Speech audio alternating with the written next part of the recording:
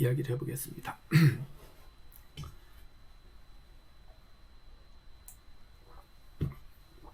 지금 유럽이 상당히 위험한 상태가 돼 있어요. 특히 프랑스, 영국이 아주 위기입니다. 근데 그 위기가 된 이유들이 이제 제가 짧게, 가능하면 최대한 짧게 해가지고 정리를 좀 했습니다.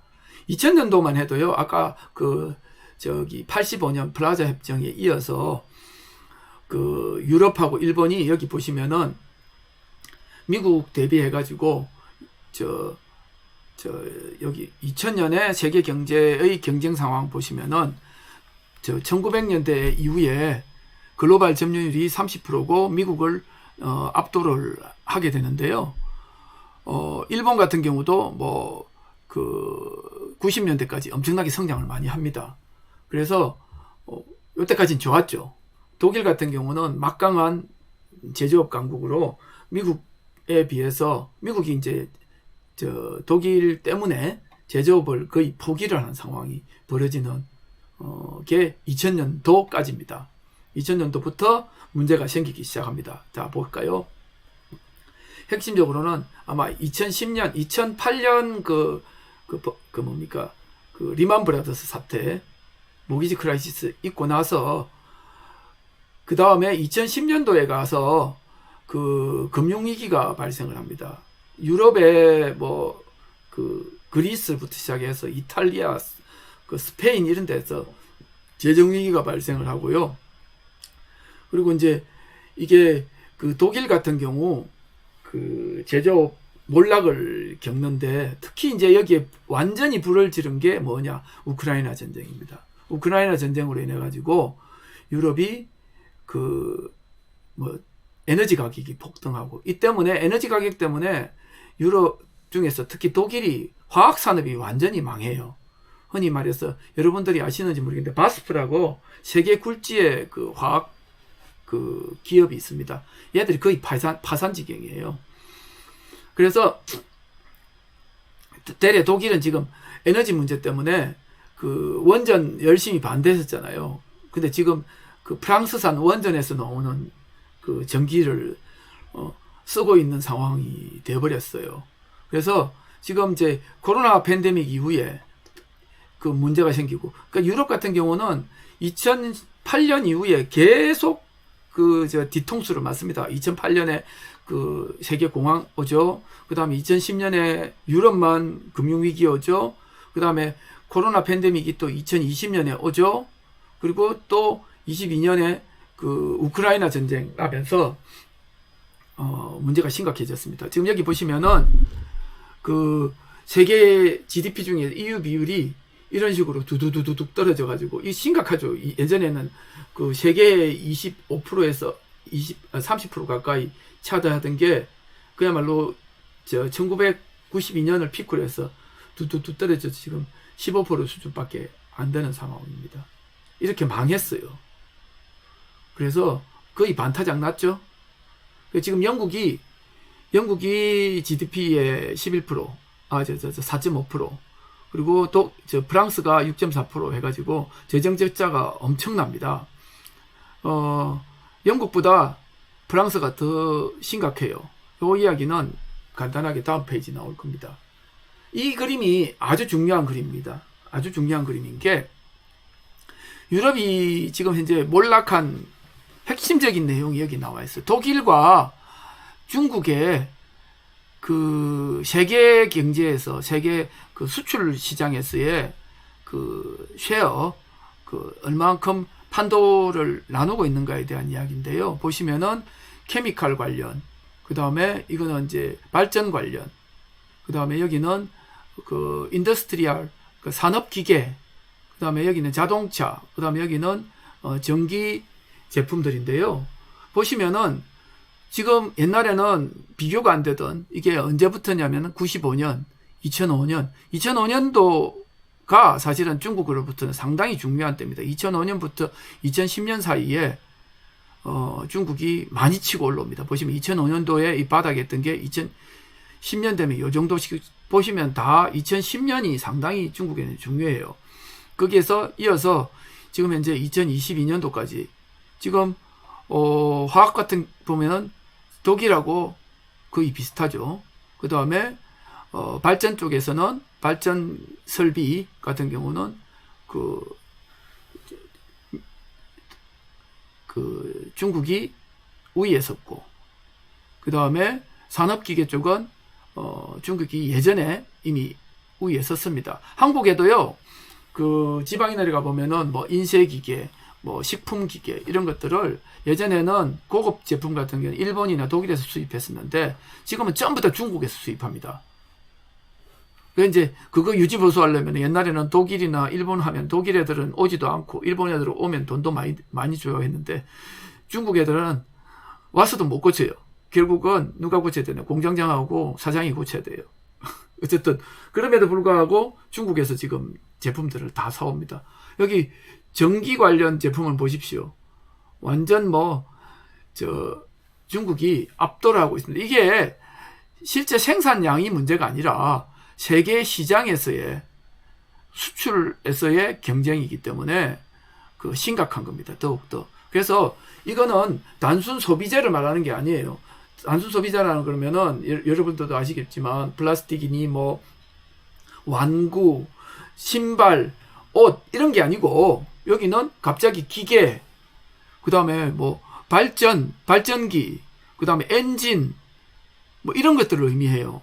그러니까 예전부터 유럽이나 일본이 먹고 살고 있던 먹거리 자체를 중국에 뺏긴 거예요.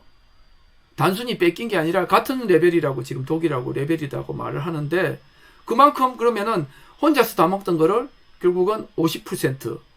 근데 이제 문제는 50%도 아니에요. 알고 보면은 중국은 보조금을 엄청나게 지급하기 때문에 가격 경쟁이 잘 안 돼요. 독일이. 프랑스, 독일, 네덜란드 이런 나라들이 서로 이제 수평적 협업을 하는데 같이 망하고 있는 겁니다. 그래서 그 상황에서는 재정 적자가 나는 이유가 결국은 제조업에서 기업들이 돈을 못 버니까 세금이 안 들어오는 거예요. 세금이 안 들어오니까 결국 재정 적자가 되는 겁니다. 쓸 돈은 정해져 있는데 들어오는 돈이 줄어드니까 재정 적자를 보는 겁니다. 이게 하루아침에 생긴 게 아니라 계속 누적돼서 오고 있는 겁니다. 그래서 사실 영국이 EU에서 빠져나갈 때 이 문제하고 멀리 있는 게 아닙니다. EU에서 빠져나가서 EU는 아셔야 되는 게 EU는 재정 적자를 3%까지만 인정하고요. 3%까지만 채권을 발행할 수 있도록 해줘요. 나머지는 어떤 다른 방법을 제시를 하질 않아요. EU 중앙은행이. 그러니까 결국은 영국처럼 재정 적자가 많으면 채권 발행하기 위해서 EU에서 나가야 되는 거예요. 그리고 EU에서 나간 이유 중에 하나가 옛날에는 북해 유전에서 영국이 돈을 많이 벌다가 북해 유전이 지금 고갈돼 갖고 돈도 안 들어와요. 그러니까 결국은 EU에서 탈퇴하지 않으면은 나라가 망하게 생겼으니까. 자, 다음 페이지 보겠습니다. 일본을 사실은 이걸 한 10페이지쯤 해야 되는 걸 한 2페이지로 줄였는데요. 일본이 지금 국가 부채가 258%. 세계에서 현실적으로 베네수엘라나 비교할 필요가 없으니까요. 세계에서 제일 높아요.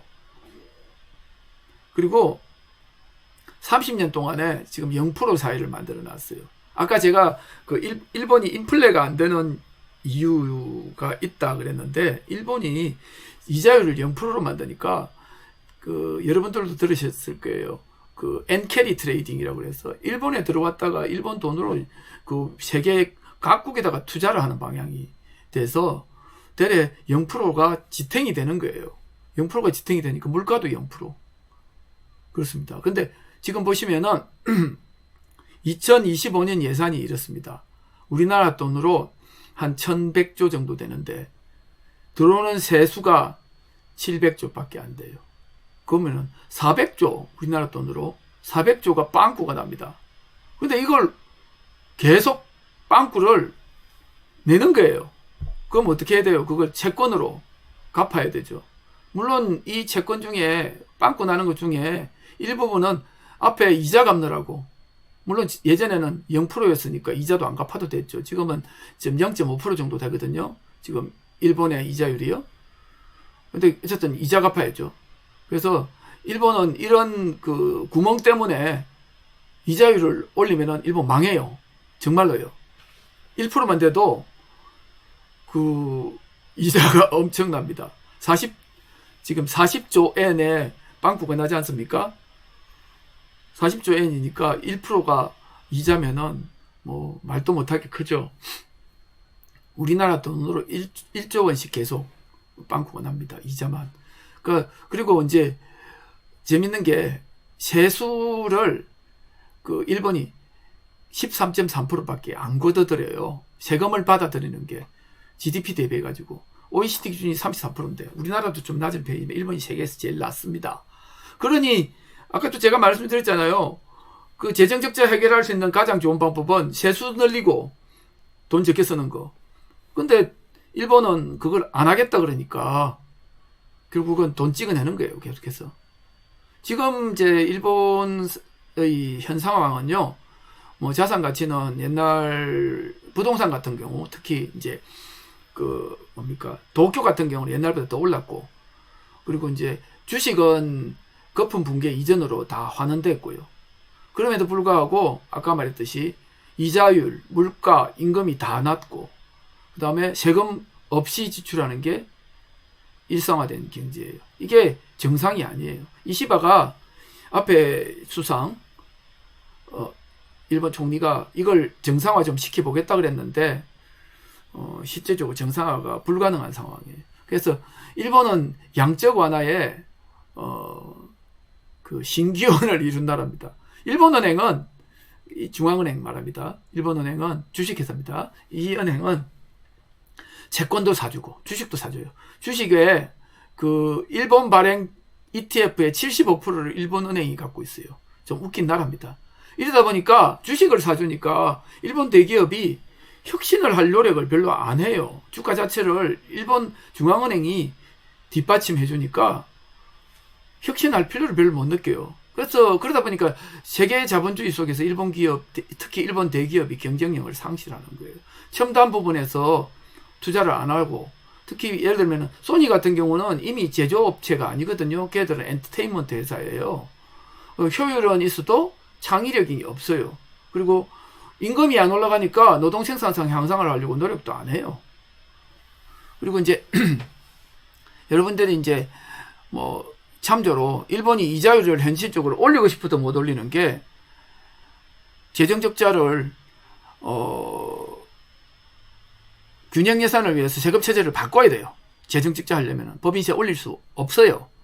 그러려면 어떻게 되냐? 자민당이 망해야 돼요.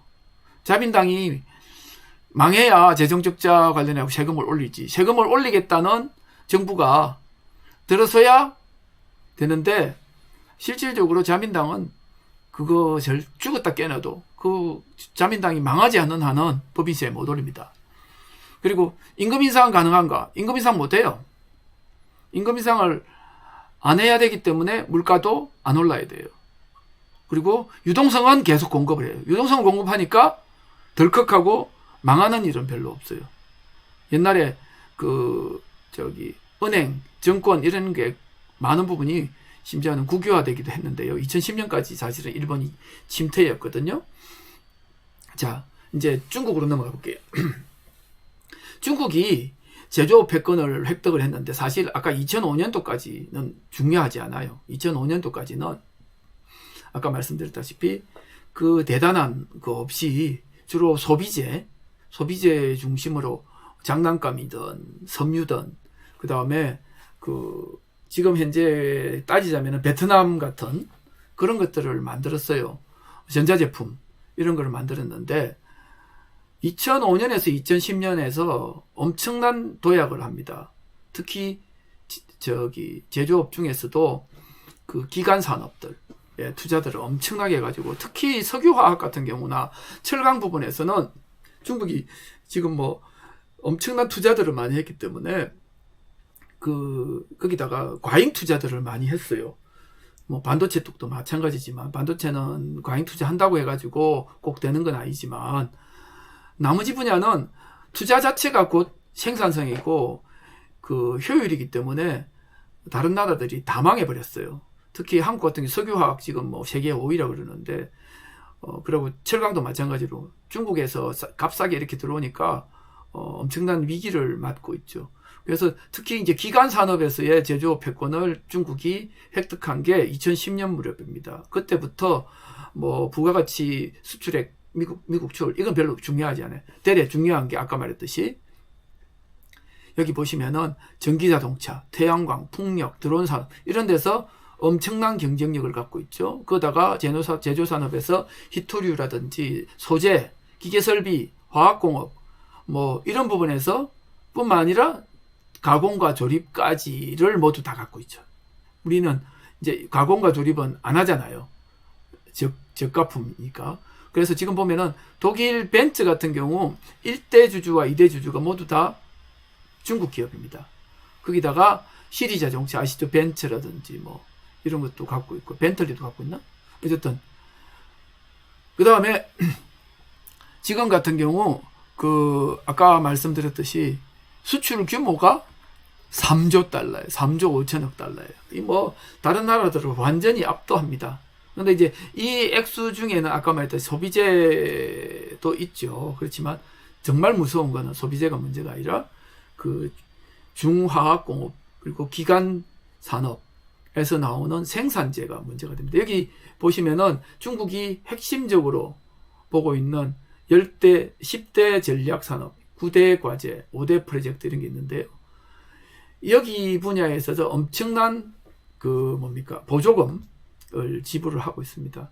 물론 이제 보조금 자체가 중국 실질적인 생산성이냐 하는 문제들을 이야기하기도 합니다만 중국 시장 자체가 워낙 크다 보니까 보조금을 받아갖고 경쟁하더라도 그 안에서 경쟁을 열심히 하다 보면은 생산성 자체가 나오는 이런 역설적인 일이 생깁니다. 자, 뭐 제가 이제 보는 중국 발전의 허와실 발전의 실상은 지금 옛날에 뭐 8%, 5% 이런 이야기 나올 때 그 퍼센티지 자체가 사실은 별 중요하지 않아요. 왜냐하면은 인프라나 부동산 투자로 성장률이 많이 만들어졌기 때문에 성장률이라는 자체가 거의 의미가 별로 없어요. 그리고 아직도 부동산 분야의 부실을 해결하지 못해갖고 소비 활력은 많이 사라져 있는 상태고요. 그리고 이 문제가 상당히 중국 내에서는 아주 큰 문제입니다.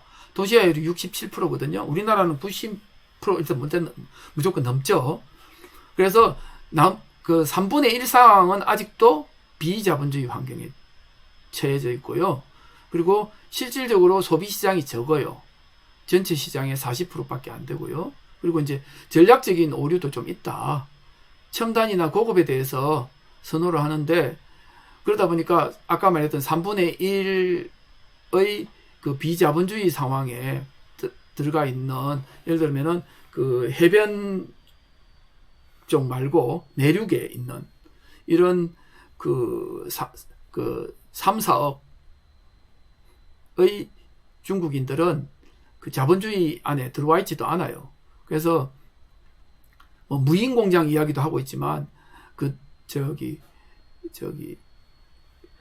제조업이나 공업화 이런 속에 포함되지도 않은 사람들도 많다는 겁니다. 그리고 특별하게 이제 중국몽 대동사회라는 이야기를 여러분들한테 해드리면은 중국몽과 대동사회 이거는 두 개가 그 대치되는 모순되는 이야기예요. 옛날에는 대동사회는 사실은 공산주의, 커뮤니즘을 이야기를 해요. 그래서 다 같이 잘 살자 했는데 이거를 갖다 버리고 중국몽으로 바꿨어요. 중국의 지금 현 정부의 캐치프레이즈가 중국몽입니다. 중국이 잘 살아야 된다예요. 그래서 때려 보면은 세계 속에서 중국이 꼭 제국주의 뺨치는 이런 상황을 벌이고 있고 중국 내부에서도 보면은 문맹률이 70%예요. 그래서 뭐 사실 문맹률을 없애려면 한자를 없애야죠. 한자를 없애는 게 불가능한가? 아니에요. 베트남이 그 한자를 없앴잖아요. 베트남은 지금 그 알파벳으로 바꿨죠. 그 다음에 이제 농민공 문제는 제가 필요하면은 참고 자료에 드릴 수도 있습니다. 제 다른 강의에 보면 농민공제 나와 있는데 이 사람들은 완전 중국인이 아니에요. 거의 사회보장에서 학교도 못 가고 의료보험도 안 되는 이런 사람들이 베이징이든 상하이든 데 가면은 뭐 널려 있어요. 이 사람들에 대해서 이 사람들은 이런 대우를 받고도 이 사람들 없으면은 중국에서 건설이라든지 이런 게 안 됩니다. 그리고 아직까지도 권위주의적인 자본주의 때문에 물론 여기 보시면은 전국가적 부패나 부정 문제 이런 것들이 이제 비용이 발생하죠. 그리고 이제 만일에 중국이 앞으로 패권을 차지한다면은 과연 가능한가 하는 이야기인데, 첫 번째로 국제 표준을 무시한다. 뭐 예를 들어서 중국에 투자를 했다가 잘못되면은 모두 다 거덜난다. 그걸 이제 한국이 가서 처음 거덜나고, 그 다음에 미국도 가서 거덜나고, 이번에는 독일도 거덜났습니다. 독일이 벤츠 같은 경우 혹은 폭스바겐이 독일에 가서 중국에 투자를 하면은 과실송금을 못해요. 그러니까 이익을 중국에서 빼서 독일로 가져가지 못하게 놨어요. 그리고 50대 50 투자를 해가지고 거기서 이익 생긴 거는 중국 내에 계속 투자해야 돼요. 그러면은 어떻게 독일은 돈을 벌었느냐? 처음에는 부품을 수출했어요. 자동차 부품들을. 그런데 아까 말씀드렸다시피 50대 50으로 해가지고 계속 이익이 생기잖아요. 이익으로 뭘 해야 돼요? 중국 내에 투자를 했잖아요. 중국 투자해가지고 부품 공장을 계속 만들어. 그러면 어떻게 되느냐? 독일에서 수입할 이유가 없어지는 거예요. 그래서 지금 와서 독일에서 중국으로 수출하는 자동차 부품이 뚝 끊어진 거예요. 그래서 독일의 자동차 부품, 독일의 자동차 산업이 지금 다 망해가고 있는 상황이 된 게 중국 때문인 거예요. 중국한테 틀린 거죠. 그리고 사실 아까 제가 이제 미국이 패권을 차지할 때 포디즘 그 다음에 전기화 이런 이야기를 했는데, 그거는 사실 우리가 4차 산업혁명 이야기할 때 4차 산업혁명 이야기할 때 2차 산업혁명이라고 말을 하는 그건데, 사실 지금도 그 상황에서 특별하게 엄청나게 발달됐다라고 생각은 안 하는데요. 자동화, 우리 컨베이어 벨트 이야기하고 자동화 이야기하고 그 다음에 대량 생산, 대량 소비, 이런 스타일의 제조 패러다임을 만들어낸 게 미국에서 꽃을 피웠는데, 중국은 그러면은 미국으로부터 패권을 가져갈 만한 새로운 패러다임을 만들 수가 있느냐, 만들 가능성이 있느냐? 지금으로 봐서는 그렇지 않다는 거예요. 힘으로 밀어붙이고 쪽수로 밀어붙이고 돈으로 밀어붙일지는 몰라도 결국은 서로 경쟁하는 상황으로 그러니까 뭐라 그래야 되나, 서로 패권을 다투는 상황으로 있는 견해 있지만 주도적인 패권 국가가 될 수는 없을 것 같다라고 생각이 듭니다. 자, 다음으로 결론은요.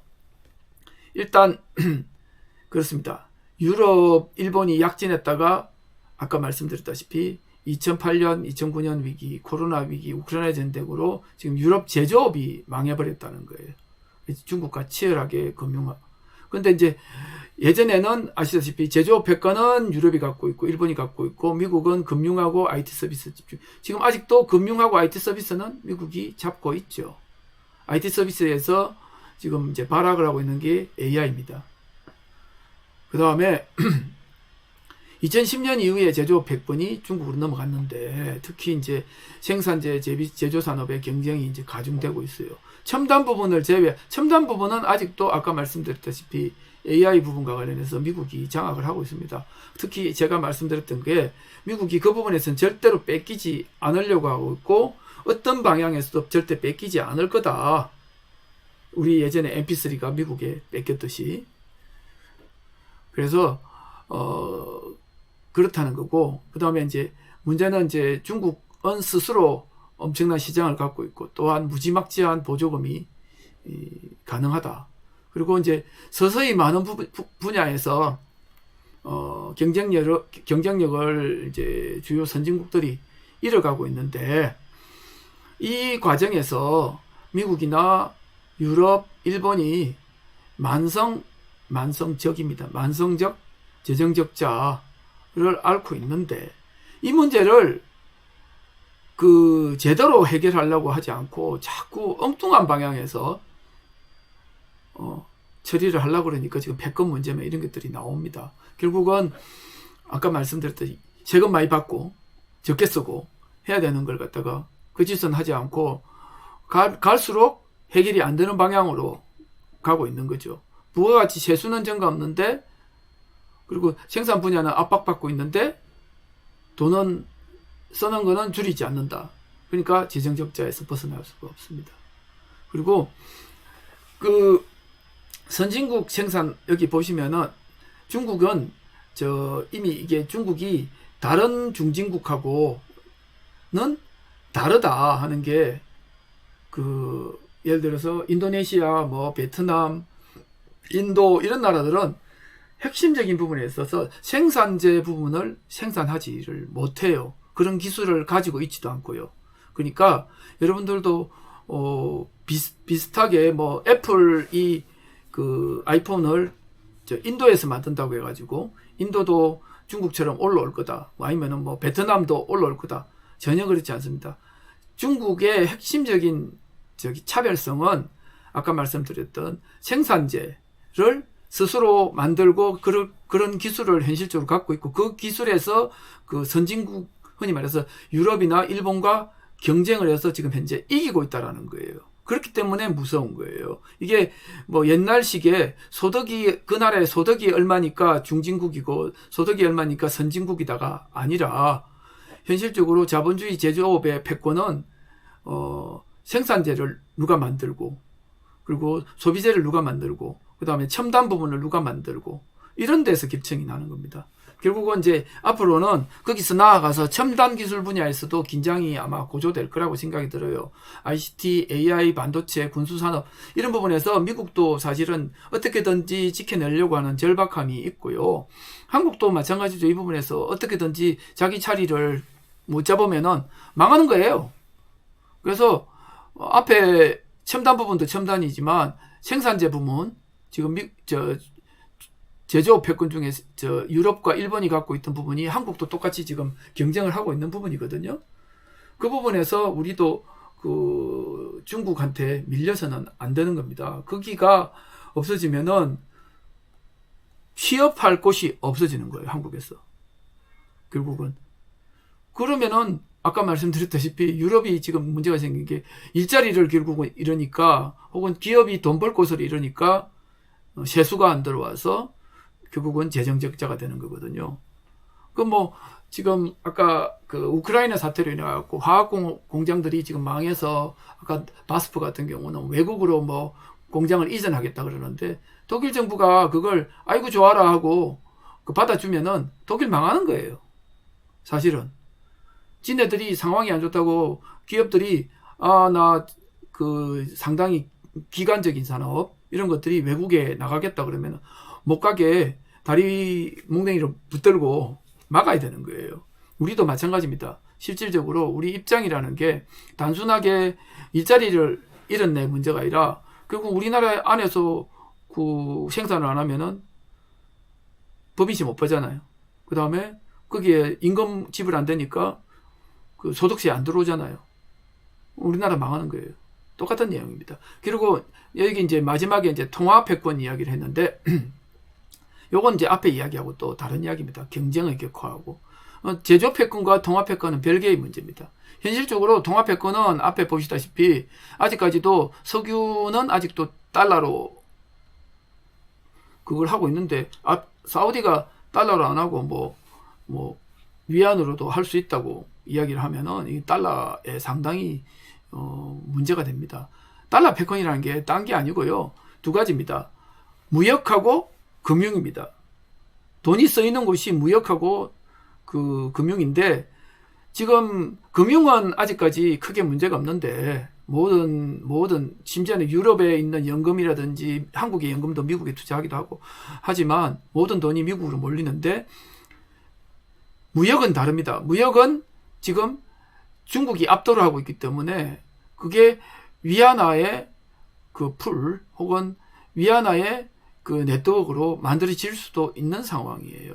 그렇기 때문에 이 통화패권은 앞으로 상당히 그 문제가 많이 될 거고요. 그리고 그럼에도 불구하고 아까 제가 말씀드렸던 게 절대적으로 패권이 이동한다는 거는 패러다임이 생산과 관련된 제조업과 관련된 혁신적인 패러다임이 나와서 그 일축이 만들어지는 거지. 안 그러면은 다축의 상황에서 서로 경쟁하고 도토리 키재기를 할 거다 하는 게 제 생각입니다.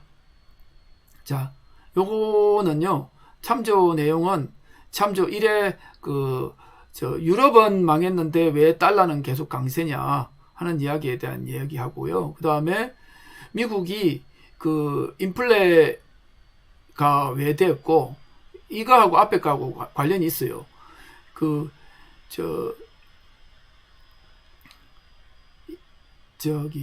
달러 강세 이유 중에 하나가 미국이 임금이 엄청나게 많이 오르고 인플레가 많이 생겨나서 그 GDP에 이렇게 차이를 보이게 됩니다. 그랬을 때 왜 미국이 인플레가 되고 임금이 상승했느냐? 여기 보시면 결론은 보조금을 많이 줬어. 그렇다. 보조금을 이따만큼 줬어요. 한 해에 바이든이 팬데믹 때 2조 달러씩 풀어가지고 이렇게 됐는데 이거는 한번 쭉 보십시오. 그러니까 지금 재정적자 추이가 20년에 보시면은 3조를 풀었어요. 미쳤죠? 3조면 3조 달러입니다, 이게. 3조 달러면은 우리나라 돈으로 이게 어떻게 되겠습니까? 한 4, 5천 조가 되죠. 4, 5천 조. 미쳤죠? 정말로 미쳤죠? 이 돈이면은 GDP의 10% 이 정도로 푼 거예요. 그 다음에 한국의 재정적자가 어떻게 되는지 이야기에 대해 요거는 이제 참조를 보십시오. 그리고 여기는 보시면은 유럽은 EU에 들어오는 순간 요걸 지켜야 돼요. 연간 적자가 3% 이내에 된다. 그 다음에 총 국가 부채의 60%가 상한이다. 근데 이거 지금 프랑스가 못 지켜요. 프랑스가 못 지키면 프랑스가 문제가 생기면 EU 깨집니다. 영국은 나갔잖아요. 어떻게든지 간에 프랑스를 붙들고 있어야 돼. 근데 그걸 깨지면은 제일 고통받는 게 누구냐? 독일이겠죠. 어떻게든 방법을 찾겠지만 이걸 현재 유럽이 이 상황을 쉽게 풀지 못하는 이유는 아까 제가 말씀드렸잖아요. 근원적으로 들어가야 된다. 왜냐? 제조업 경쟁력이 박살나가지고 제조업 경쟁력이 박살나니까 세수가 안 들어오는 거예요. 세수가 안 들어오면은 세금이 안 들어오는데 쓰는 거, 그러니까 재정적자는 간단하다고요. 덜 쓰든지 더 많이 받든지 해야 되는 거예요. 그거 안 되면은 무슨 이유로든지 안 되는데 그거 아닌 척을 자꾸 해요, 사람들이. 왜 그러냐? 세금 더 받아야겠다 소리는 잘 못해요. 어떤 정권도. 그렇습니다. 그 다음에 이제 미국 적자. 미국 적자도 지금 완전 돈 찍어내는 기계예요. 총 부채가 37조인데요. 지금 한 해 GDP가 29조밖에 안 돼요. 그러니까 GDP의 125%. 아까 제가 일본 몇 프로 그랬습니까? 일본 250%. 일본은 미국의 2배 부채. 딱 계산이 나오잖아요. 이 정도는 그 숫자로 갖고 계셔도 좋아요. 한 해에 2조씩 1.5조 내지 2조씩의 재정적자가 발생해요. 그 무슨 소리입니까? 그러면은 거의 5% 내지 10%의 GDP에 대비했을 때 그만큼 부채가 생기는 거예요. 미쳤죠. 근데 그만큼 돈을 찍어내는 거예요, 사실은요. 왜냐? 그걸 반은 누가 사줘요, 반은 안 사주니까 연준이 갖고 있어요. 연준이 갖고 있는 건 사실은 현금으로 찍어냈다는 뜻이에요. 현금을 찍어냈으니까 인플레가 인플레 그러는데 유럽은 인플레가 아까 재정주축 때문에 인플레가 안 넣을 수밖에 없도록 3% 제한해 놨잖아요. 근데 미국은 개떡 그냥 푸는 거예요. 1.5조 풀면은 그냥 인플레 최소 5%예요. 왜냐? 그만큼은 현금으로 푼 거예요. 그 미국 정부가 그걸로 갖고 장사 열심히 하고 그걸로 또 재밌는 거는요. 이 액수만큼이 또 중국이 아까 3조 8천억인가를 수출한다 그랬잖아요. 그러면은 재밌는 게 숫자가 비슷하게 맞아떨어져 가요. 여기 희한한 게. 그래서 중국의 지금 외환 보유고가 3조 7천억, 3조 2천억 달러거든요. 근데 이제 그거는 계속 쌓일 수밖에 없어요. 중국은 진해가 쓰는 것보다 수출을 많이 할 수밖에 없는 거죠. 계속 쌓여요. 쌓이면 어떻게 해야 돼? 재밌는 거는요, 3조 달러 이 정도 되면은 살 수 있는 물건이 없어요. 세계에서 살 수 있는 거는 미국 국채, 금 조금. 금도 다 돌아다닌 금을 다 모아봤자 얼마 안 돼요. 아까 말씀드렸잖아. 금 태환 실패해갖고 브레튼우즈 망했다 그랬잖아요. 금의 양 자체가 얼마 안 돼. 세상에서. 그래서 그걸로 금 태환을 못 해요. 그렇기 때문에 지금 중국이 갖고 있는 금이 한 1,000억에서 2,000억 정도? 많으면 2,500억 달러 좀 돼요. 그러니까 10%가 안 돼요. 전체 외환 보유고 중에. 그리고 또 알고 있는 게 현재로는 미국 국채를 7천억 달러를 갖고 있다 그러는데 그거는 이제 중국이 미국한테 안 휘둘리려고 적게 갖고 있다고 말을 하는 거예요. 실질적으로 다른 거 살 게 없어. 제가 이번에 클라우드한테 물어봤어. 그러고는 엉뚱한 소리하고 퍼플렉시티는 거짓말 하더라고요. 근데 이제 클라우드한테 물었더니만 클라우드가 말을 하는 게 뭐냐? 숨겨놓은 간접적으로 산 미국 국채가 있을 거다 라고 말을 해요. 중국이. 그래서 한 2조 달러 정도는 갖고 있지 않겠느냐. 3조 2천억 중에 2조 달러는 미국 국채를 갖고 있지 않겠느냐라고 보는 거예요. 사실 그 이야기가 나오는 이유는 살 수 있는 물건이 없어. 세계에서. 그렇다고 그야말로 종이 쪼가리로 갖고 있을 수는 없잖아요. 달러 종이 쪼가리로. 그거는 말이 안 되거든요. 그거나 국채를 갖고 있으나 똑같은 거예요. 그래서 중국이 룩셈부르크나 혹은 벨기에를 통해 간접적으로 샀을 거다라는 이야기도 나옵니다. 그래서 현재 여기 보시면은 2022년 최고점을 해갖고 미국 재정 적자가 이 정도였다가 그 해에 말입니다. 그 해에 이만큼 풀었어요. 양적 긴축으로 이만큼 축소가 됐습니다. 하는데 지금 가보면은 축소를 안 하고 싶어도 안 할 수가 없는 상태인데 사실 미국이든 아까 일본도 아까 제가 말씀드렸잖아요. 주식을 ETF 75% 갖고 있다고 그랬잖아요. 그리고 풀 만큼 풀어서 더 이상 못 풀 정도의 지금 모가지에 와 있어요. 일본이 250%라는 게 GDP 250%라는 게 그것도 0%의 이자 상황에서 가능한데 지금 그거를 더 늘리면은 망가질 수도 있는, 예를 들어서 갑자기 망가진다는 건 뭐가 망가지냐, NK 트레이드가 갑자기 역전해갖고 일본으로 몰려온다든지 이러면은 세계의 금융시장 자체가 망가져요. 그럴 수도 있기 때문에 이런 문제가 있어도 별로 변화의 여지들이 별로 없습니다. 그래서 이런 문제까지 정리를 하고 이 정도 하겠습니다.